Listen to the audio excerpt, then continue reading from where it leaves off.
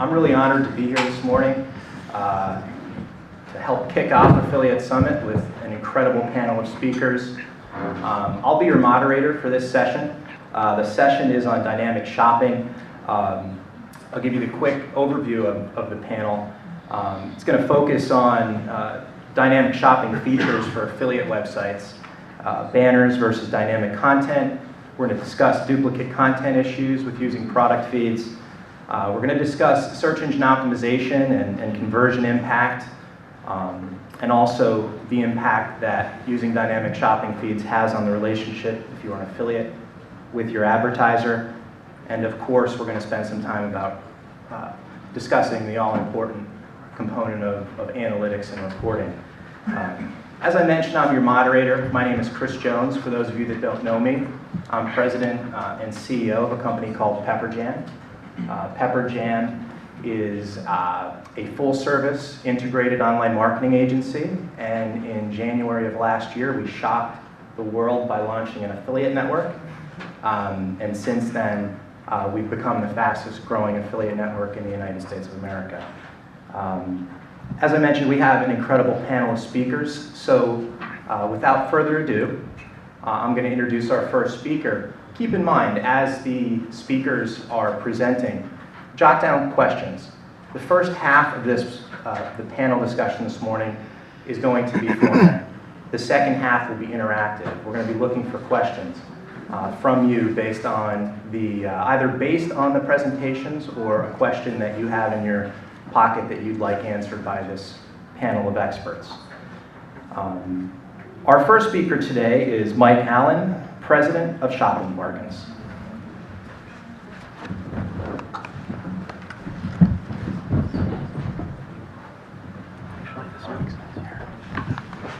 Thank you, Chris. Sure. It's good to see all of you here. And just kind of in a brief introduction of myself, I've been managing Shopping Bargains for 10 years now. And so I've been in affiliate marketing for 10 years now.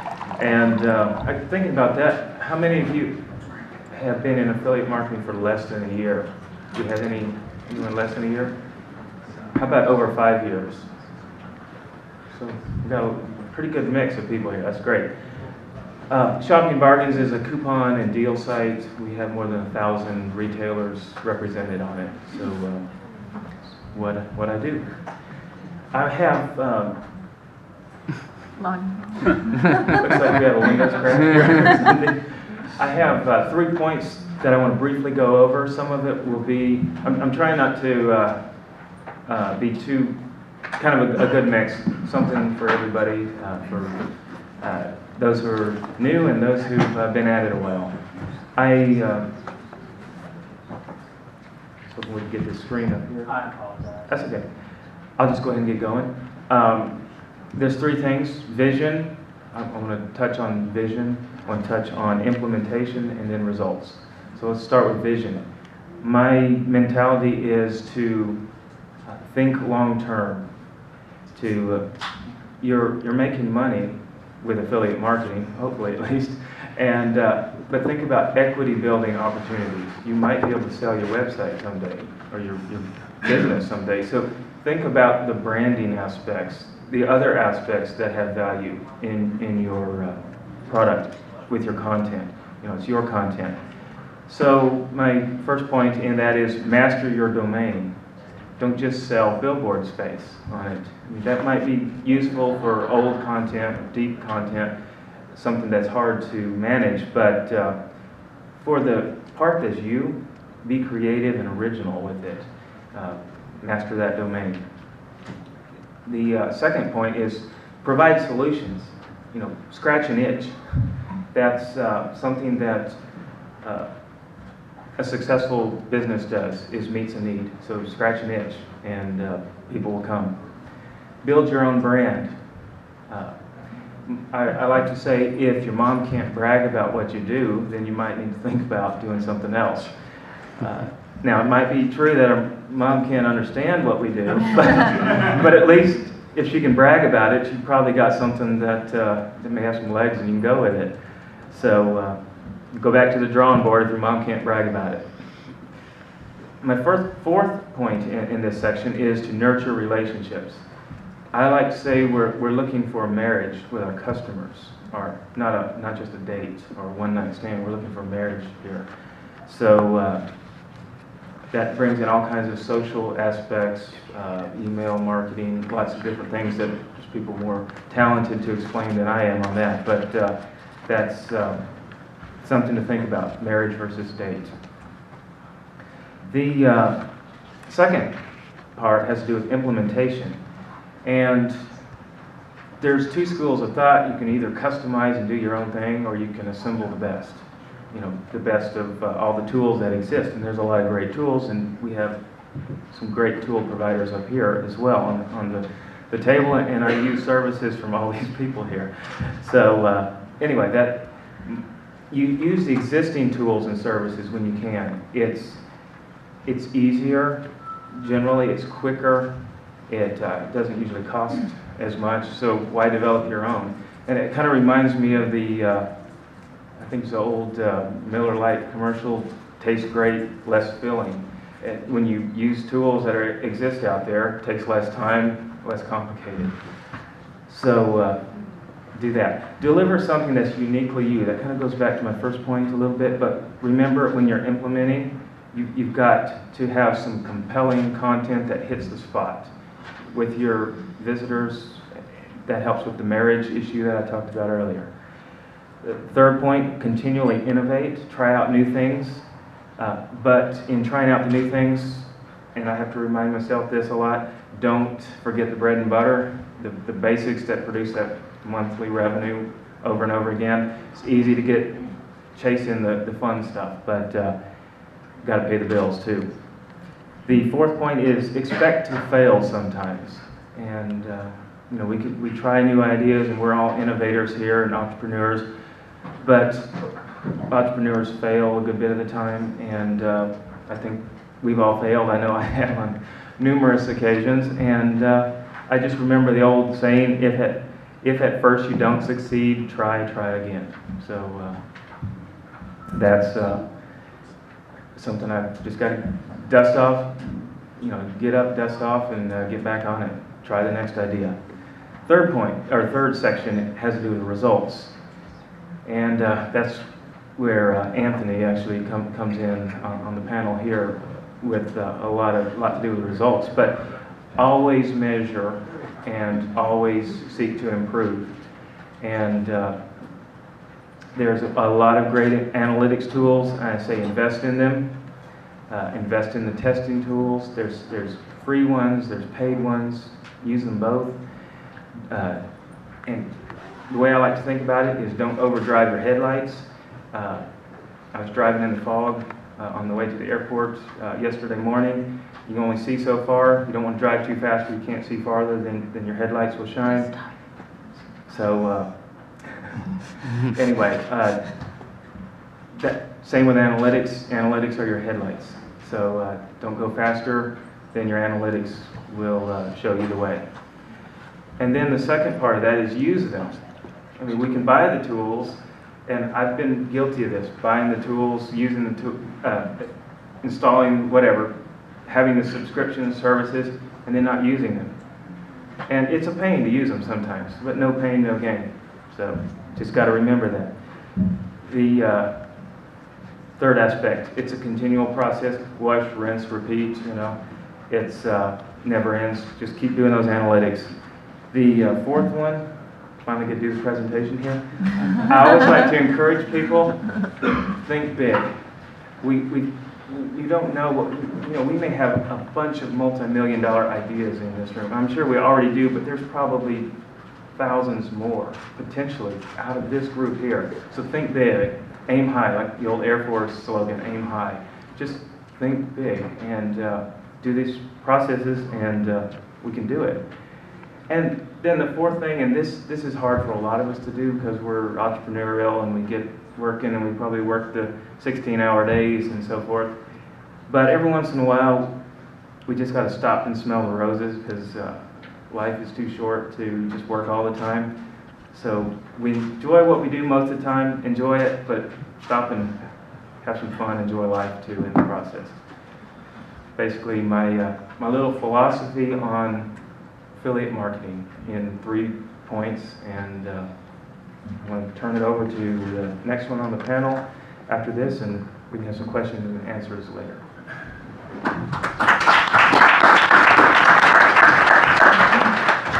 Mike, as you're sitting down, you focus on brand and you focus on this idea of fulfilling a need. I'm surprised that you didn't mention anything about social media. So what are your thoughts on integrating social media into a site like shoppingbargains.com?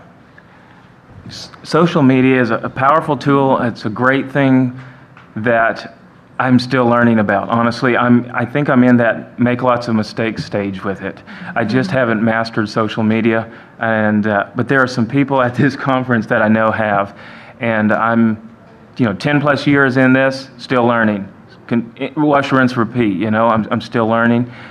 But Twitter, we are integrating more with Twitter, where things can be shared, obviously. So my take is more, give my customers the tools to share, and then I'm not marketing to them, let them market to each other on social media. I try to make it accessible for them to share, but I don't push it out too much. We push a few, but not a lot. Thanks, Mike. Next up is Anthony Bajoras. He is the president and co-founder of Move Software, as well as affiliatereporting.com. Thanks, Chris. Let's see if we can get to the right slide. This can work. Here we go. So Mike's presentation was great. Mine should really build off of that. The first question is, why should I listen to this guy? I go to a lot of conferences and I always wonder, why should I listen to what they're telling me? A couple of reasons. I'm the co-founder and CEO of affiliatereporting.com. Which is a multi-channel, multi-network affiliate analytics application built just for affiliates. And I help people analyze data all day. So the questions that you're looking at with your data, I've worked with a lot of different people. They're all unique, similar in some ways, but I have a lot of these lessons. Second, I've been there and I've done that. To Mike's point, you actually can build value in your affiliate business, your websites and your brand, and you can sell it. I've done it. And it's probably worth more than you realize, and there's probably more buyers than you realize out there. So in addition to running thousands of direct linking campaigns, we also ran over 500 niche shopping sites, all feed driven. So a lot of this is where our analytics tools came out of that we're licensing now. So I guess I'm qualified, at least I think, to talk about these things. So why analyze? If you guys haven't figured this out already, you're probably dealing with data from a large number of sources. You're probably working with multiple affiliate networks, large ones like Commission Junction, Google, Pepperjam, Linkshare, Share a Sale. Maybe you're even dealing with smaller lead networks. Out there, there's been an explosion over the past year or past few years of networks, and it's really hard to keep track of all the data. Not only that, but what if you're working with multiple merchants through each network, right? So if you're managing, let's say 20 different networks and thousands of different merchants or advertisers and products across each one on the same page, how do you actually understand where your revenue is coming from, right? Especially if you're advertising through multiple channels like social media, email, or especially pay-per-click. It's one thing to do this on unpaid channels, but when you're paying for traffic, you really want to understand where it's coming from down to the keyword level if possible. Obviously, knowledge is power, and you can't improve what you don't measure. So your competitors are doing this also. So if you've tried pay-per-click or something like that, and you say, well, gee, that just doesn't work, how do you know that? Have you really measured it enough to know whether it's working or not? And I'm not saying it is working. In fact, one of the things that we find is there's a lot of people that are wasting money on things that don't work. First step is to get rid of those, right? But if you understand what is working, that can be a core part of your business. So your competitors are probably doing it, and that's giving them an advantage. It really is pretty easy. Like Mike mentioned, once you set up this stuff and get it integrated, That's actually where the bulk of the front end work is, but it's easy to sort of get lazy and let it tail off. It really can be easy. Obviously, in the few minutes that we have, I can't give you a very in-depth analysis or case studies or details on how to do everything for your site, but I can give you some very quick principles that you can follow. And I'm going to number them in 1, 2, 3. Track, look, and act. Should be pretty easy to remember. So again, it's easier than you think. Find solutions to analyze faster. How many people here are analyzing their data enough? Anybody? Okay, that's 2.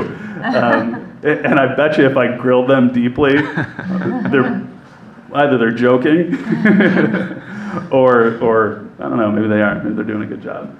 But most people aren't. There's sort of an endless amount of data that you can analyze, and of course you want to be careful of the analysis paralysis and never taking action, and you want to be efficient with your time. So there are tools out there that can make it more efficient to analyze your data very quickly and much more often.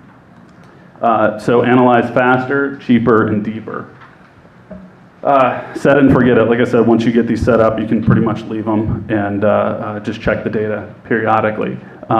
What to track? Measure everything. So again, if you're paying for advertising, that's probably the first thing that you want to focus on. If you're doing any pay-per-click or display advertising, you really want to understand if that's performing for you or not. If you're doing unpaid ads, obviously the risk is a little bit different. It's probably your time or somebody else's time that you're paying for SEO, email, or social media.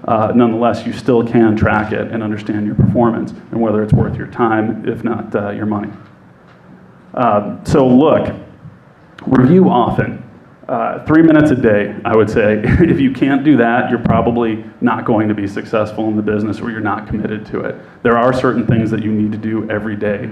I can tell you I don't know, this was my personal experience, so maybe it doesn't apply to everybody, but when I first started in this, I used to jump out of bed every morning, wake up, and go check my analytics to see how much money I made. It was like Christmas morning every day, right? If you don't have that, I don't know, you're probably not going to be passionate about it. I mean, it probably really isn't the thing for you. In fact, it didn't just start in the morning, it kind of went on all day long. Logging in to see 5 minutes, refresh. But this also varies with the size of your business. Obviously, if you're a smaller business or just starting out, smaller affiliate, you're going to have less data, and so there's less trends to analyze, less data to look at over a period of time. If you're bigger, you should do this more often, and so there's sort of a spectrum in there as to how often it's appropriate to do this, right? In fact, if you're really large, you can actually do a lot of this stuff even in real time, like actually real time, and make decisions even throughout the day within an hour, within a few minutes, which can be give you some insight into the advantage that you can have or your competitors can have if you're actually doing that kind of analysis. Use the right tools for the job. I can tell you, if you have the millions of dollars to spend building tools like we have and the expertise to do it, well, that would make you unique. The other question would be, should you do it? It depends what business you want to be in. Do you want to be a service provider, tool provider, software provider, or are you an affiliate business? My recommendation would be to stay focused on what you think your core is, and chances are tools are not part of those. To Mike's point, if you actually do have an exit strategy for your business, which includes selling it, at some point you'll probably find that that's not going to be as big of a part of the value as you think it might be, right? It's really going to be tied to your revenue and how efficiently you can do it. So find tools out there that other people have invested in, and it's a big responsibility to actually maintain those things. So work smarter or harder by leveraging third-party tools. Listen to what the data tells you. It will direct you. It has its own voice, and it'll become apparent. And this sort of ties in with Mike's point about not overdriving your headlights, right? When you see the data, the action that you should take should become apparent. So knowing is half the battle. Anybody else here watch G.I. Joe as a kid? Or was I the only one? Okay. Which is funny because I didn't realize that when I did this, G.I. Joe was coming out this weekend. I still haven't seen it. But I always wondered what the other half was, but I assume it had to do something with like action. So I'm assuming that the other half is actually taking action, if knowing is only half the battle. Inaction can be very costly. If you're running, I'll give you an example. Before we built our reporting tools, we were running keywords that we didn't check very often. And when we actually built our reporting tools, this was back when we were an affiliate, before we sold the affiliate business. When we actually turned this stuff on, I realized that we had spent over $45,000 on one keyword and made $3, I think. That could have bought me a nice car or, paid for a wedding. Hi, Jen. Or I could have done a lot of things with that, right? So obviously knowing is part of it, but if you don't take action on it, again, if you're not reviewing things often enough, you're missing out, and it can be a very expensive lesson. And if you're paying for ads, I can almost guarantee you're losing money somewhere, and find it fast, because it's costing you. And if you're not paying for ads, you're probably losing out on an opportunity that somebody else is taking advantage of. And, to Mike's point, rinse and repeat. Nobody gets it right on the first time. You make adjustments, you do it over and over and over and over again, and 10 years later, you realize, wow, I've built something that works, something that's valuable, and something that's sustainable. And there you go. Thank you.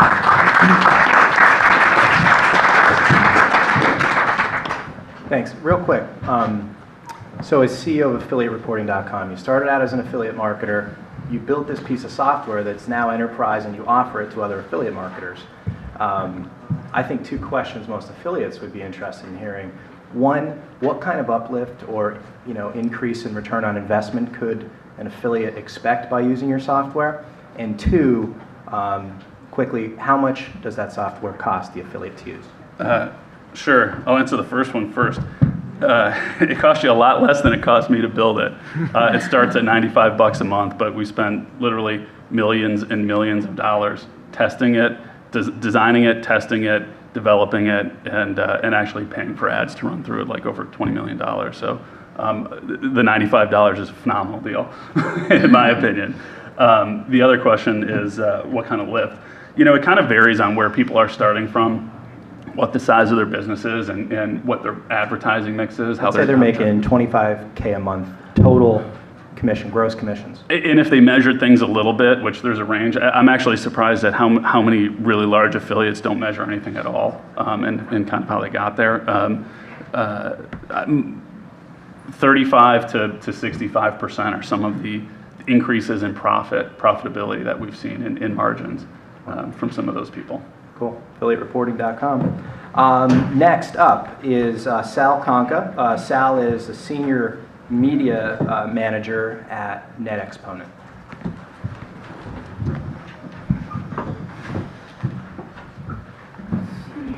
Good afternoon, everybody. My name is Sal Conca. I work with NETexponent. We are a full-service affiliate marketing and paid search agency. I've been in the industry for a long time, back till 2001. I've managed programs for 1-800-Flowers.com, Puritan's Pride, Vitamin World, part of the MBTY brands, and now with NETexponent I manage programs for Audible.com, iChapters, and many others that we manage, Total Gym Direct. And I've managed programs across multiple networks from Linkshare, Commission Junction, Pepper Jam, Google Affiliate Network, etc. So publishers are like a box of chocolates, and what that means is there are so many different types of publishers out there in your program if you're managing programs. We have coupon sites to loyalty programs, blogs, comparison engines, PPC affiliates, etc., and on down the line. The key point there is, if you're not matching and if you're not treating each of these affiliates differently, if you're treating all these affiliates the same, you're definitely missing the boat. They all require different tools. They have different skill sets. They all do different things. Some are strong marketers, some are strong writers, some are strong developers, some are just hobbyists. They range from hobbyists, novices to expert in their level of development and what they can do. And all of them have different goals in mind. They have long and short-term goals. You know, we talk about weekend warriors. A lot of the affiliate industry started with a lot of people working in their basements and out of their garages years ago, and many of them are professional businesses today with more employees than a lot larger companies. So you've heard it before, content is king in the affiliate industry. Your affiliates, they're creating articles, they're creating blog posts. Content is also product comparisons and reviews. They're using social media now. They're talking on Facebook, they're using Twitter, they're making podcasts, blogs. You know, there's a lot of tools out there, from PopShops that aggregate data feeds to these reporting tools that Anthony provides. You know, and affiliates are creating content in all sorts of ways. We hear about duplicate content a lot, you know, how it affects an affiliate. Is it good? Is it bad? You know, if they're going to use your product feed and recreate your entire product catalog on their affiliate page. You know, just remember that duplicate content, it's not the same as content syndication. A lot of times people talk about duplicate content, they're so worried from an SEO perspective, it's going to hurt, you know, the major brand site, things of that nature. Typically, I've found that's not true. I mean, you're not going to get a Google slap from somebody putting up your product catalog. Typically, they're going to display it in a different way with other additional content around it. It's only going to help. And, you know, if you're managing, like I said, the gamut of affiliates in your program, they're all going to do it a different way. Affiliate managers, you know, what I do, I consider myself a teacher. You know, we teach affiliates how to make money promoting our products. That's the most important thing. We're constantly communicating with them, you know, through newsletters, even now using Twitter, using Facebook if we have to, phone calls. Yeah, people still make phone calls these days. You know, constant communication and education is the key. You know, most publishers, they only have a basic understanding maybe of what your products and services are, and you know, you got to get them to dive deeper. You got to provide options for them. You know, banners and text links are great. Core of most affiliates probably will still use that. But you know, to find those diamonds in the rough, the guys that are gonna, you know, really go out there and build huge campaigns for your programs and, you know, utilize your data feeds and buy PPC ads, you got to give them everything they need. Whether it's custom data feeds, using third-party tools, you know, APIs to plug into, and video, providing content to them, etc.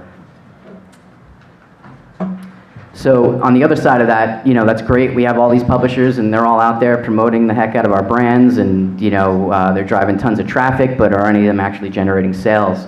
You know, it's one thing, we can all run reports in our favorite affiliate network, and we can look at the data and say, oh great, we got, you know, X number of orders today and X number of revenue. But, you know, how good are those orders? The quality of those orders? You know, if you're not looking at things like average order side, your churn rates, if you're doing lead offers, you know, the key to long-term success between your publishers and your advertiser are, you know, those quality of those orders.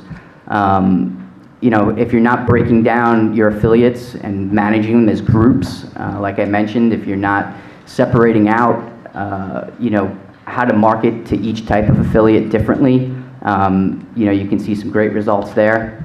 Analyzing your different types of links, diving deeper into what is working, you know, which size banners, which text links, you know, which data feed is working, etc.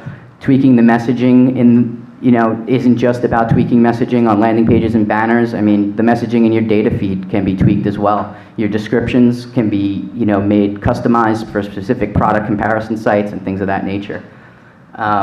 Conversion rates are huge. You know, if you're not looking at the overall conversion rates of your programs and for particular affiliates, and looking at it, you know, if you don't have time to look at your stats 3 minutes a day, I probably look at it more than that per day, but, you know, it's definitely going to lead you in the direction, you know, of what's going on. Do we have some, you know, a new affiliate that's doing great things and we need to, you know, reach out to him as soon as possible and, you know, give him a handshake? Or, you know, we have some guy out there that all of a sudden bombed and is doing something terrible or driving a massive amount of clicks and ruining your EPC in your program.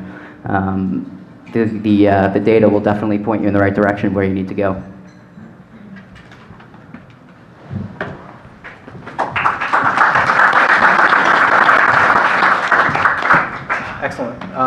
you focused a lot on best practices for advertisers and publishers. Some of the feedback we get as it relates to product feeds is that advertisers, tend to just reproduce the same product feed on all the different networks. And you mentioned the potential concern. Do you have any additional best practices tips for advertisers on how to set up feeds to ultimately for them to optimize in the search engines?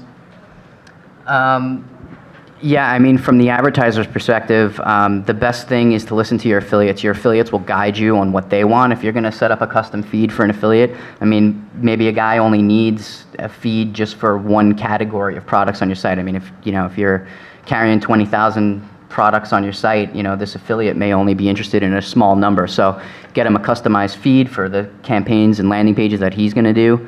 It makes his job a lot simpler. It makes your job a lot simpler to analyze it in the end. So, excellent, great presentations. Last but not least, and I mean that because Jessie Jones, who's the founder and CEO of PopShops, was really the brains behind and the energy behind creating this panel. So I want to thank Jessie. It was only by by luck that I got invited to come in here and moderate. You could have clearly moderated this panel as well or much better. But without further ado, Jessie Jones from PopShops. Hi, Jessie Jones from PopShops. I'm the founder and CEO. And it's a funny thing. I am responsible partially, I apologize to Mike, because I have worked for 10 years for Microsoft. And that is why his presentation was not showing. So it was Microsoft and Expedia. And the reason I left Expedia was to have a baby. And after I had my baby, I realized I'm just a workaholic and I wanted to find something interesting to do that I could do from my home. And I thought, I'll create some niche sites and I'll also lead these people to content. Maybe stuff they could buy for their dogs or this or that. And I just accidentally fell into affiliate marketing. And the most interesting thing to me about affiliate marketing was it was impossible to do. It was impossible. I would have to know, because I was interested in products and in deals, and I would have to know which network and which merchant sold which product in order to get it into my site, and then I would have to manually update it every day if I wanted it to stay dynamic. So I began working with developers, since I've spent 15 years in technology, to create a tool for me to easily create niche sites and for me to easily look across all the different networks at what kind of product feeds they contained. And so what I did was the reason I'm talking about this is because I deal only in product data feeds and how to make them, transparent to the affiliate. And so basically, what my main message to you is that product content, product feeds, mashups can be content, like Sal said, and it can be non-duplicate content. Because if you go and work with your favorite networks, like Pepperjam, for instance, they offer in a variety of different ways product data feeds, and you can access those in a variety of different ways. There's other tools out there, not just PopShops, that allow you to access them. Just make sure that you're able to get something that is crawled by the engines, by SEO, by Google, and you're able to, which means you kind of want to work with PHP, and it's dynamic, so that if there's a sale or prices change or it goes inactive, it gets removed from your site. So what I'm saying, my biggest point is that mashups can be content, and you won't be slapped if you do it well and you work with the right merchants and the right networks. I'm showing you this slide right here because, as an experiment on my own, I just did this. I got this domain, Budget Bridesmaid, and I did a little mashup on it, and it was, I don't know, number 5 or something on Google. Not very long after that. And the next slide is another site, which probably gives you a lot more information about being a bridesmaid and doing it in a budget way.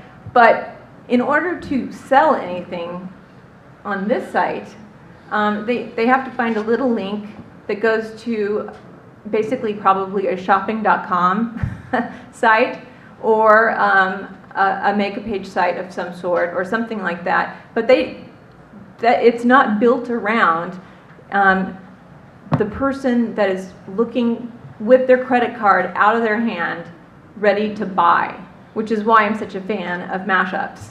I mean, you can also, and I'm also a big fan of having lots of niches rather than trying to be the next giant, monolithic site, which is why people come to me and they say, can we just have everything the PopShops has? And we want to make a site, and I'd be like, okay, we could give you everything, and then everybody else everything, and then everybody would have the same site, basically. And you have some heavy competition in that. So it can be done. You just keep it simple. You keep your links, the number of links on your pages, relatively low, so that Google doesn't just see 1,000 links. There's a theme to it. The way I approach SEO in terms of the titles and any advice I would give to advertisers is pretend every product you want to sell, you're trying to optimize it for Google, and have the word that you're trying to sell in it. Like, for instance, you'd be surprised, probably not surprised, how many shoe sellers don't have the word shoe in their product data feeds, and so they don't even show up. So this mashup of the same type of product, the odd little niche that you're in, can create brand new interesting products, and make it a real site. Put a privacy policy on there, put a contact us on there, with an autoresponder that says, sorry, we can't get back to you really quickly, and that sort of thing. And so also innovation.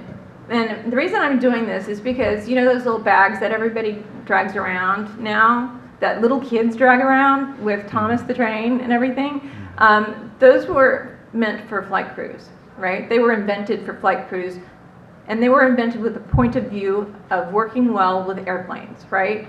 But some crazy marketers, innovative marketers, smart marketers took that idea and took it everywhere. You can see those for everything, from laptops to everything, for dogs, for goodness sake. So just have a point of view, make it an odd niche, rinse and repeat, and if you want to go that route, or make the best comparison shopping site in the entire world, and definitely use tools to help you do that, because that's going to be a big undertaking. Okay, so this is me, and this is the baby that I was talking about before. And what I'm saying here is just sort of more product development advice. Launch early. People are not going to run out and copy you. Okay? Get in the sandbox, start measuring. It doesn't matter whether you get 10 visitors a day. Start getting those inbound links.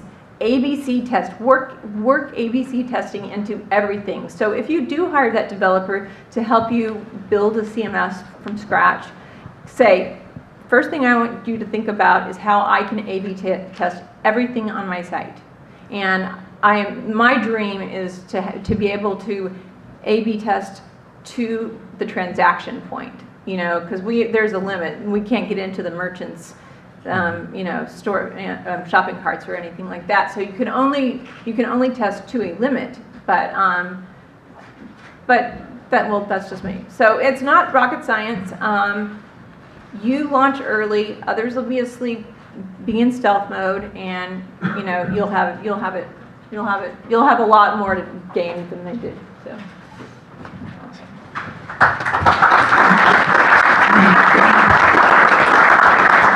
I don't know if we want to leave that picture up.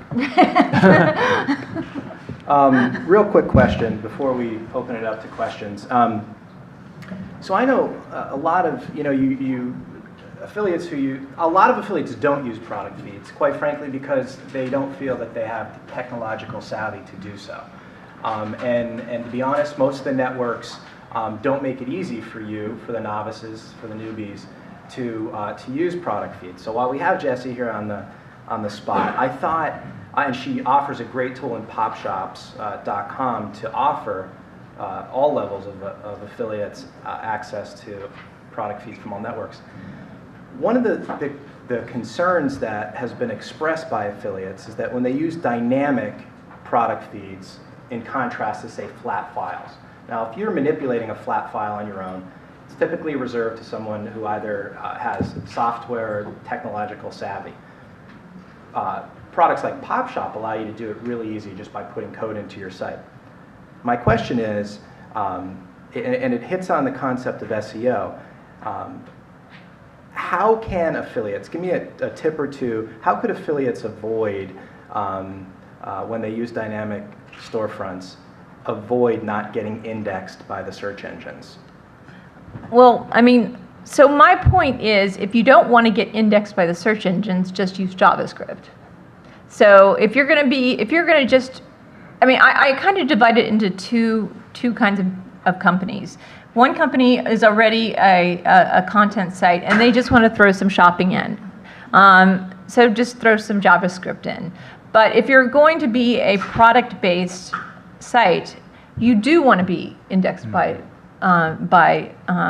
Google and SEO and the search engines, and so you shouldn't want to avoid it. But you should put no follows on the end of all those links, so that Google doesn't follow the redirect to the merchant site.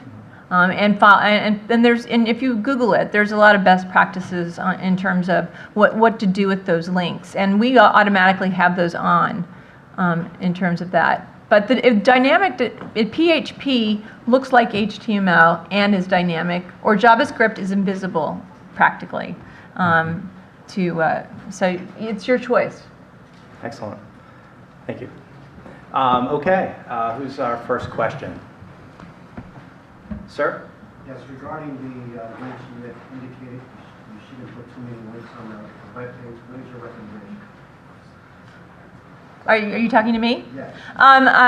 Well, if you go into if you go into Google's Webmaster Guidelines, they recommend no more than 100. So I say stay pretty far from that. And besides, it's a bad user experience. I mean, think about the user experience as well. The next question, first say your name and where you're from, and then if you have a question for a specific panelist, say so, and if it's for the whole panel, let us know that as well. Next. Sir? I've got a question, and this is kind of in the... Who are you and where are you from? My name is Brett Beaver. I'm from Charlotte, North Carolina. I'm a blogger and a web designer, but I'm interested in starting to establish data feeds within some of the existing sites that I already have, in some cases possibly some new items. If I understand it right, is PopShops one of the places then that you would start to think of an API or something like that to pick up and start to plug that in? And is that where you begin the journey to learn how to do this and figure this out? Yeah. Yes. We launched an API earlier this year, and if you're fairly technical, are you a WordPress blogger? I'm a WordPress blogger. Yeah. Okay. So I would find a good WordPress dev and plug into the API, and then just tell them what you want. And that's the way to get access to. We have over 2,000 merchants worth of data feeds in there, so you can do whatever you want. Just show price drops, just show this type of thing, whatever. But yeah, I mean, the other thing you can do is just use a plugin, plop in a little storefront, and give it a whirl that way. I haven't seen any plugins that do that well. We have one.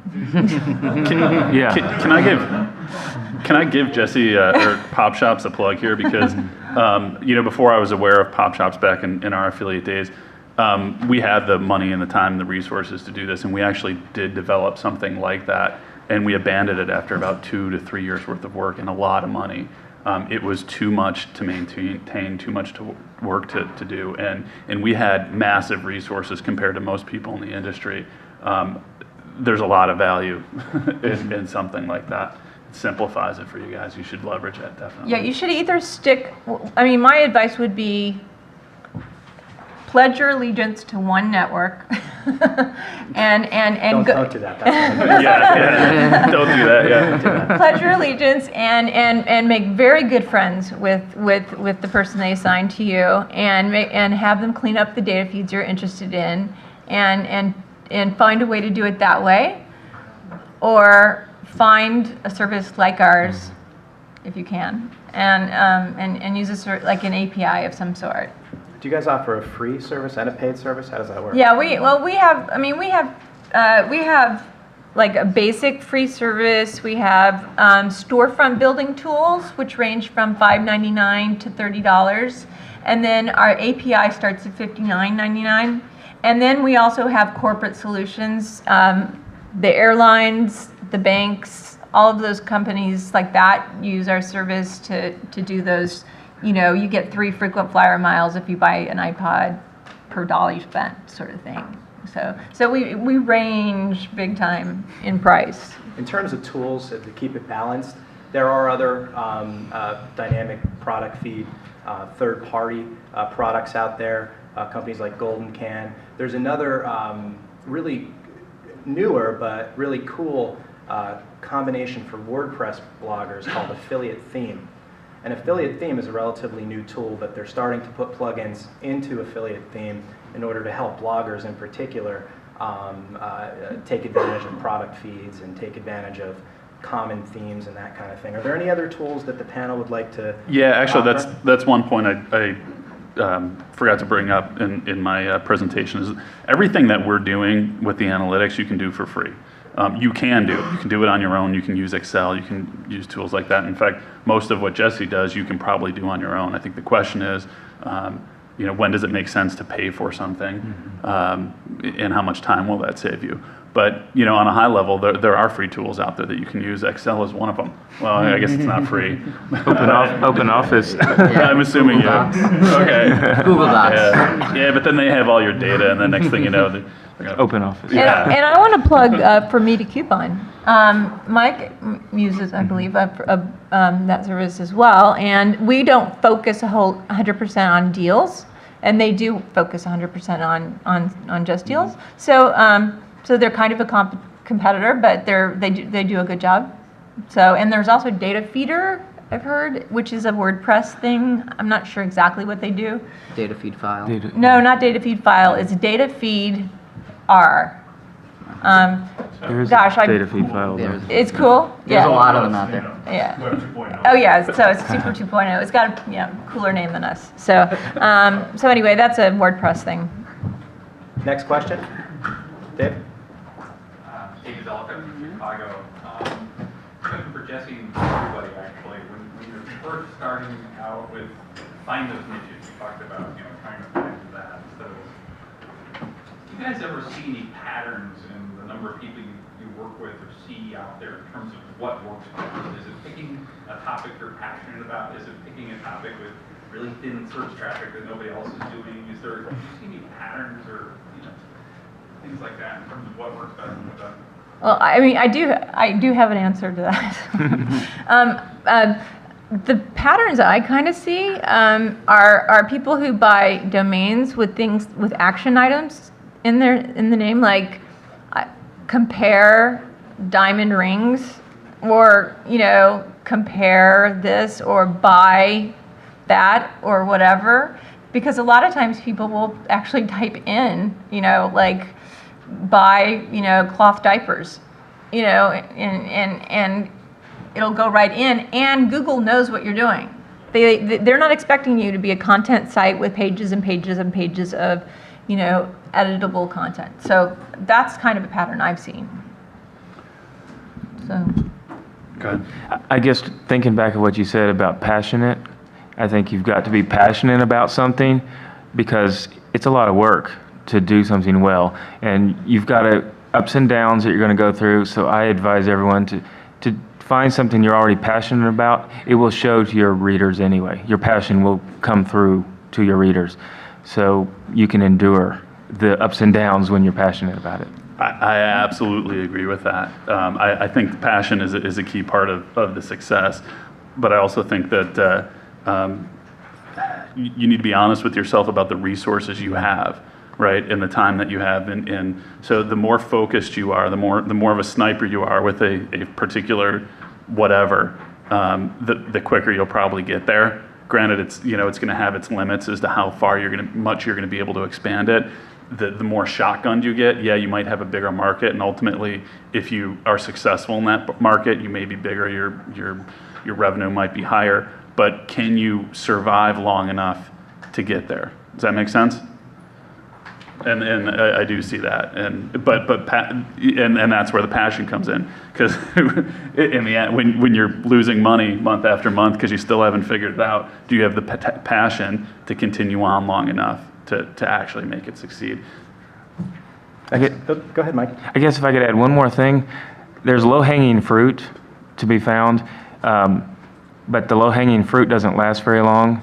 And, there's a lot more of the tree that's available. So the low-hanging fruit will get you a meal, get you fed long enough till you can invest in some tools or so forth, and then you pick the rest of the tree. But look for the low-hanging fruit and then harvest the rest of the tree after that. Mike, your mom would be proud that you said that. Next question. Right? Brendan Steigerwald, BushLovers.com, software engineer. My question is for Sal. You have a lot of experience managing affiliate programs.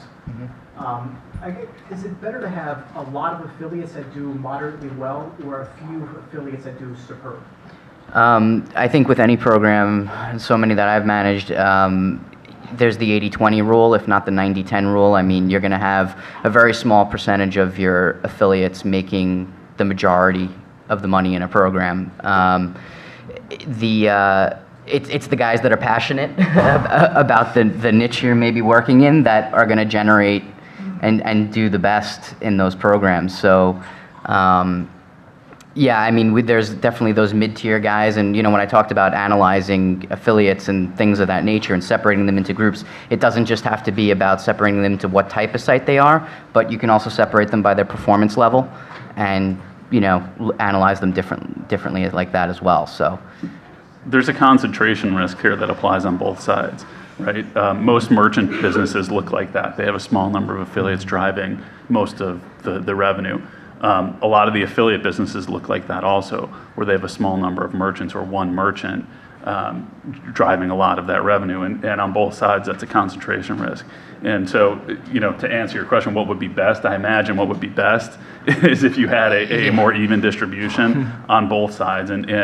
But it takes tools to really create that. Yeah, I'm not saying on the merchant side, but on the affiliate side, it takes tools to really create that kind of more stabilized, sustainable diversity. Yeah, I mean, if I have affiliate A over here who's my top performer in this program, and I want, we started this other program over here, why don't you come join it? It doesn't mean he's going to ever, he may not even generate a sale for that other affiliate program. It's just... Right. And if he gets hit by a bus... yeah, then there's that. Which we didn't have that problem when this was in Miami, I should add. Another quick question? Sir? This is just a follow-up about the concentration. We've been very loath to add merchants. And somebody talked about the user experience before. And one of the problems we have, the way our site is set up, you can buy multiple products at once. And if we have multiple merchants, the checkout and the shopping process is awful. And we've really had an issue with that. So we've actually been concentrating more and we're actively looking for single source. And are we going down the wrong track then? Is that what you're telling me? Are you an affiliate or an advertiser? You're an affiliate with multiple merchants. Multiple merchants. But you're doing checkout on your site? We're not. We're investing in changing that now. Yeah, that sounds like a deeper question. But yeah, might want to chat after. I might have some ideas. I'm not sure I fully understand the question though. Just be careful. There's a lot of churn. There's a lot of churn in merchants, and they'll disappear. Yeah, they'll also, nothing against you, Sal, you don't do this, we actually used to work together, but they'll also try and figure out what your business is, and how you're driving the traffic, how you're doing it, and then cut you out, right? So it's sort of a weird relationship sometimes, right? At least not all of them will do that. Some of them will, right? But you want to be careful about who you're working with. One last question. Sir. My name is Joe from Skimlinks. It's a question for all the panel. What features or tools would you recommend to give the best stickiness or conversion rates? So whether it's price comparison or user-generated content reviews to keep those conversion rates going? I think it's a combination. I don't think there's a surefire way. I mean, so many affiliates do things in different ways. Having strong content surrounded by product reviews and comparisons, and bringing in actual links to products and pricing. That's the model I've seen that works well. Yeah, I say you have two choices personally. I think we were talking about this stickiness, which is here, and kind of the way I sort of work with our customers, which is a dynasty, and Google points them right into the page. So he knows stickiness. He sends newsletters. He does everything about his customer, and a lot of our customers just want to be ranked on that first page for things people are buying, right? So it's up to you to decide. That's what your job is. Otherwise we'd all do it. One thing to keep in mind too is that conversion obviously is largely dependent on the merchant you're working with, and there can be a huge range for merchants selling the same product, right? So not only do they have different commissions, but they can have totally different conversion rates, and it can be deceptive because someone can have a high commission and a super low conversion rate, and the net effect be less than a merchant who has a lower conversion or lower commission rate but a much higher conversion rate, right? Or an higher average shopping cart, right? So it's a tough thing to keep track of, especially as your site grows. Right? Yeah. Well, I didn't warn you guys, but I'm going to do it. 30-second closing statement. Anthony, go. Analyze early, often, leverage tools that other people have invested in. Sal. Do what you love. Think long term. Realize you're building more than the next sale, but you're actually building a brand. More merchants isn't always better. Having every merchant on the planet isn't always better. Find the ones that convert and have fewer that specialize in what you're specializing in. Outstanding. Well, join me in a round of applause for us.